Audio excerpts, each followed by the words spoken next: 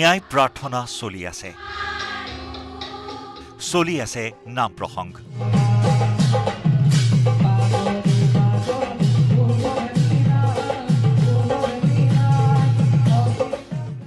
প্ৰাণৰ শিল্পীৰ স্মৰণ সৰ্বত্ৰ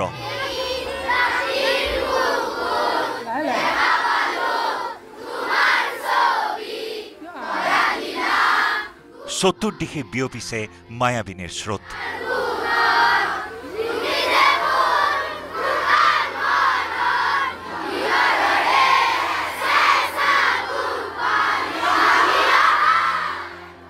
অসমীয়াৰ হিয়াৰ আমঠু জুবিন গাৰ্গৰ মৃত্যুক কেন্দ্ৰ কৰি বৰ্তমানেও ম্ৰিয়মান ৰাজ্যবাসী আত্মাৰ সদ্গতি কামনাৰে ৰাজ্যৰ ভিন্ন প্ৰান্তত নাম প্ৰসংগ কৰি আহিছে বহুজনে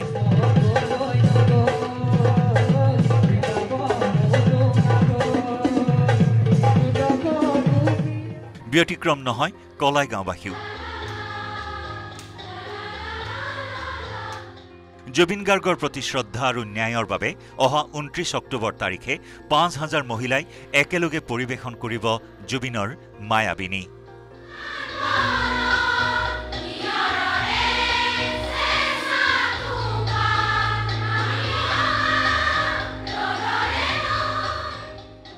কলাইগাঁৱৰ ২১টা স্থানত চলিছে আখৰা দল সংগঠনৰ উদ্যোগত কলাইগাঁওবাসীৰ সহযোগত ৰন্থলী ষ্টেডিয়ামত পৰিৱেশিত হ'ব মায়াবিনী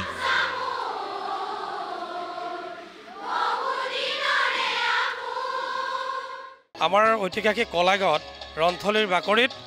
৫,০০০ শিল্পীক একেলগে গোৱাৰ এটা প্ৰয়াস কৰি থকা হৈছে অহা ২৯ অক্টোবৰ তাৰিখে আমি শ্ৰদ্ধাৰ শিল্পীগৰাকীৰ ন্যায় বিচাৰিছোঁ আৰু লগতে তেখেতৰ কালেজয়ী গীতেৰে আমি তেখেতক শ্ৰদ্ধা জনাব বিচাৰিছোঁ সেই অহা অক্টোবৰ ২৯ তাৰিখত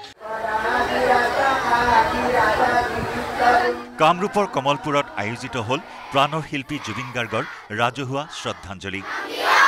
কেইবা সহস্ৰাধিক শিক্ষাৰ্থীয়ে গালে অসমীয়া জাতিৰ প্ৰাণৰো প্ৰাণৰ শিল্পী জুবিন গাৰ্গৰ মায়াবিনী গীত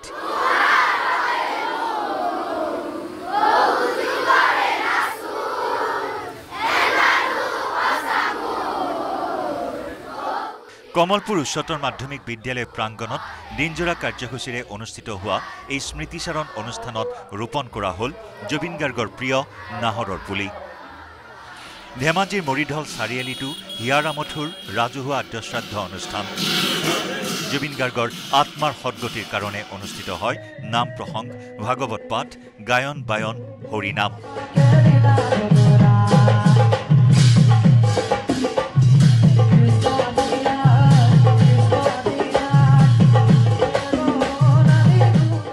অনুষ্ঠানৰ পৰাই মহান শিল্পী জুবিন গাৰ্গৰ মৃত্যুৰ উচিত তদন্তৰ দাবী ৰাইজৰ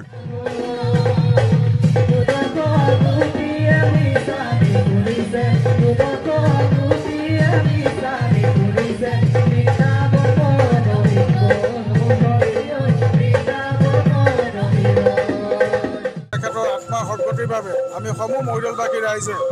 আজি তাৰিখত একত্ৰিত হৈ তেখেতৰ আদ্যশ্ৰাদ্ধ পালন কৰিলোঁ আৰু এতিয়া তাৰে কাৰ্যসূচী আমাৰ চলি আছে এতিয়া আমাৰ নাম প্ৰসংগ হৈ গ'ল জুবিন গাৰ্গবিহীন ৪টা সপ্তাহ ৰাইজখনে ন্যায় প্ৰাৰ্থনাৰে কৰিছে আকুতি চলি আছে তদন্ত প্ৰক্ৰিয়া সকলো ন্যায়ৰ অপেক্ষাত